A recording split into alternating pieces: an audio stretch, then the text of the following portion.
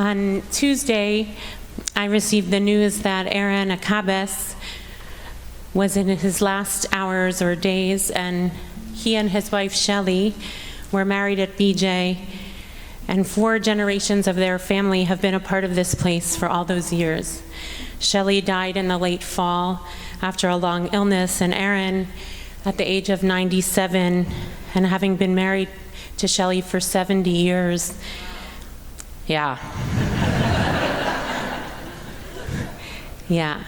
didn't have the will to live without her. I went over to his home, which is just here on 86th Street, and had the privilege of singing to him. I sang B'Shem Hashem, the part which is part of the Sephardic bedtime Shema, which asks that the angels accompany you, and then I sang the Shema with him, and he sang along with me. And afterwards, he turned to me and he said, "That's my favorite." This is the way it's supposed to be. His 3 children and daughters-in-law and grandchildren had been sitting by his side in those last days, making sure that he was not alone. His room was filled with an enormous amount of love. And in the middle of the night, after that Tuesday, he said goodbye to this world. A very different kind of moment happens in this week's parasha, not with the completion of a life, but with the completion of the Mishkan. And the text says, "Vayakom et hachatzer saviv lemishkan v'lamizbeach v'yitin et masach sha'ar hachatzer vayichal Moshe et hamlacha vayichat ha'anan et ha'ohel moed uchvod Adonai malei et hamishkan." And he set up the enclosure around the tabernacle and the altar and put up the screen for the gate of the enclosure. When Moshe had finished the work, the cloud covered the tent of meeting, and the presence of God filled the tabernacle.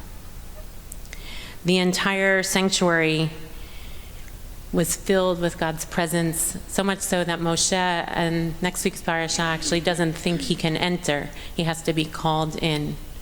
And it's this incredible moment of completion, of fullness, almost like, I think, that room I sat in on Tuesday night, which was just filled with love and beauty and a sense of completion also. There's a beautiful Hasidic teaching that speaks of this moment that says the entire sanctuary was filled with Israel's love and longing for God, because the sanctuary and all its utensils had come from the people's donations and their strong desire to express their love of God. As a result, the Shekhinah rested upon them. All that effort, all the utensils, all the work, all the contributions that had been made out of love actually were why that sanctuary was filled with love, and in some way it catalyzed, of course, the Shekhinah, God's presence, to dwell amongst them, filling every possible place in the Mishkan.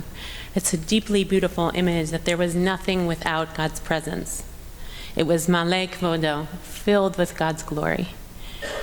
That is what is meant by the glory of God filling the sanctuary. In the tradition, of course, the finishing of the Mishkan is also likened to the finishing of creation. And if you hear it says Vayichal Moshe, that Moshe completed, and in a little while we'll say Vayichulu, and the creation was completed. So there are many things, if you follow the commentaries, that look at both the 7 days of creation, 6 days of creation, and Shabbat, and the building of the Mishkan, that are likened to one another. And so there are a lot of commentaries that speak to this likeness. And so the likeness of the Mishkan being finished in this moment invites the afterness of that feeling to be Shabbat. Right? That's the very essence of Shabbat, which is a completion of the work and the sense that we have to live now in the glory of God. It's very hard to live in the glory of God these days, particularly with the weeks that we're having, with the suffering that exists, with the hostages remaining in Gaza, with the death of innocent civilians in Gaza, with the election in this country coming down the pike, and a lot of uncertainty about what will be. It's hard to kind of bring it on, to be filled with that kind of love. And yet, and by the way, right, the Mishkan also says the tradition is a tikkun for the worshiping of the golden calf. It's not like the Israelites hadn't been through hardship, but they built something different.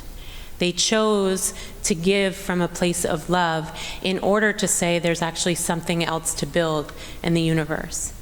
And so I want to invite us on this Shabbat, as the completion of the tabernacle comes to be, to think about the completion of our week. Where have we been this week? What have we encountered? And might we find a seal that says, okay, that's what it was, and now I'm going to bring some love into the space, some glory into the space. I'm going to not only bring something of myself with my voice and my connection to this place, to the world, but also I'm going to let it sink into me too. To say, while the world is filled with all these hard things, the world is also filled with very many beautiful things, of which if we touch one another and we feel that sense of connection and the offering that comes to be when we offer ourselves, when we help one another, when we show up for one another, when we sing together, that we actually feel more the glory of God than we will otherwise. And so it does take effort, just like it took the Israelites' effort to build that Mishkan. But the Mishkan was not about the things themselves. The Mishkan was about what they brought because of their love for God.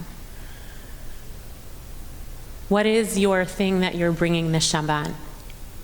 And how might you fill a little bit this room and this world and your heart with a little bit of God's glory, a little bit of longing for that kind of love, so that we're choosing to bring something else than what we see in the world, and to triumph the beauty over the horror, to triumph love over hate, to triumph Shabbat over Chol, and to triumph a world filled with God's presence over emptiness. It's our choice to bring it, and I hope we all will this Shabbat.